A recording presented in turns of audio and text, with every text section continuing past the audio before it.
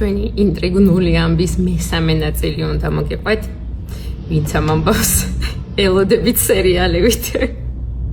მოკლედ, უკრაინელი გოგო რომ დაბრუნდა და ბეჭდის საფასური გადაიხადა.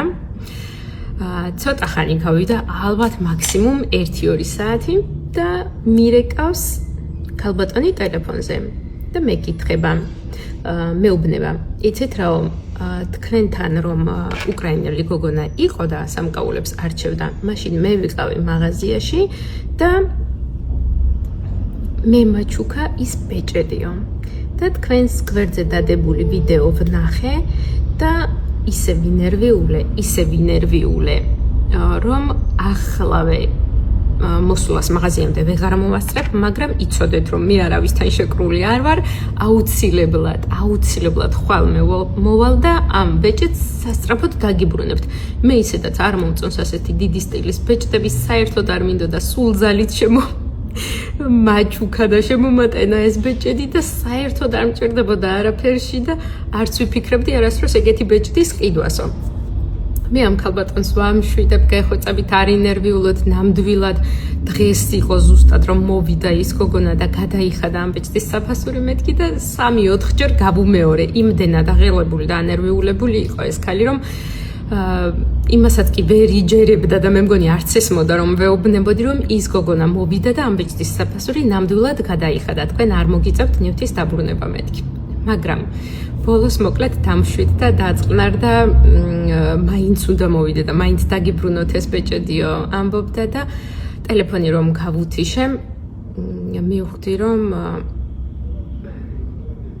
ძალიან ცუდად ვიყავი ფიზიკურად და ემოციურად, იმიტომ რომ ამ ამბავზე მიუხედავად იმისა, რომ სტრესული იყო ჩვენთვის, ძალიან ბევრი ვიხალისეთ მაინც.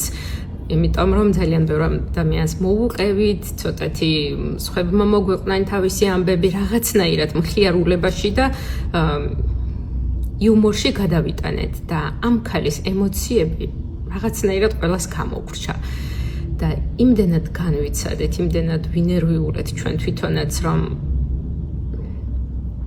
ჩვენ გამო სიხარულის მიღების ნაცვლად ამ ქალმა ნერვიულობა მიიღო, მით უმეტეს კომენტარები, როდესაც წაიკითხა და ყველა მას ადანაშაულებდა უკრაინელ გოგონასთან შეკრულობაში.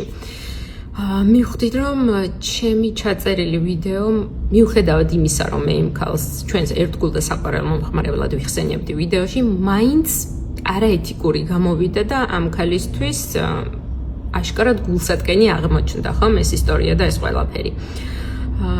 ამიტომ დრო რომ გავიდა, ცოტათი ვიფიქრე რა უნდა გამეკეთებინა, როგორ მომებოდიშებინა ამ ქალისთვის ეს უხერხულობის განცდა და ნერვიულობის გამო, გადაურეკე და ვთხოვე, რომ რადგან თქვენ ეს ბეჭედი არ მოგწონდათ, რადგან თქვენ სტილში არ არის და რადგან ბარემ თქვენთვის ამ სამკაულის ფული უკვე გადახდილი არის, მოდი თქვენ თვითონ მობრძანდით, ეს ბეჭედი მოიტანეთ უკან, თუ მაინც არაპირებთ გამოყენებას და ტყუილად უნდა გედოთ სახლში მეთქი და თქვენ რაც მოგეწონებათ, ბარემ ის სამკაული შეარჩიეთ მეთქი. თავიდან უარზე იყო, არაფრის არჩევა არ უნდოდა, მაგრამ მაინც საბოლოოდ ძალიან გაუხარდა ეს ყველაფერი, მოვიდა კიდეც, შეარჩია ის თავისთვის სასურველი პატარა ნაზი სამკაულები და ეს ბეჭედი სიყვარულის ქვით უკვე ჩვენთანაა. აი, ეს იყო ის მოდელი, რომელიც უკრაინელმა გოგომ მას აჩუქა, საოცარი ქვა აქვს, თვითონ ყავისფერი მე დიდად არ მიყვარს სიმართლე რომ გითხრათ, მაგრამ შიგნიდან რომ ესე ლამაზად ბრწყინავს, ძალიან რთულია უყურებდე და არ მოგწონდეს. თუმცა ამ ქალბატონის სტილში და გემოვნებაში, რადგან არ ჯდება და არც გამოუყენებია და არც აპირებდა გამოყენებას, ეს ბეჭედი მივიბრუნეთ და თავისთვის პატაძინა ვანკლიფის საყურეები, ჯვარი და რაღაც სამკაულები აიღო. მოკლედ, მიხარია რომ ეს ქალბატონის გულნატკენი არ დაგვრჩა საბოლოოდ. და მისი ეს ნერვიულობა, როგორც შევძელით, მაინც მინიმალურით მაინც სიხარულად გადავაქციეთ. და ეს იყო პრინციპში ამ ამბის უკვე დასასრული. არა, შეიძლება დასასრული ჯერ კიდევ არ არის. ჩვენ ის ჩანთა ჯერ კიდევ არ ამოგვილაგებია, აგერ მიდევს და ელოდება პატრონს, სანამ 11,000 ლარს არ გადაგვიხდის. ნახოთ, თუ დრო მექნება, ნელ-ნელა მაინც ამოვალაგებ, ახლა ესე უსასრულოდ ვერავის დაველოდებით, მაგრამ თუ ეს სასწაული მოხდა, მობრუნდა და კიდევ წაიგო თავის გადადებული ნივთებიდან რამე, ამას არავის არ გამოგაპარებთ აუცილებლად მოვალ და თქვენთან ერთად მოყვები. თქვენთვის უფრო სწორად მოყვები.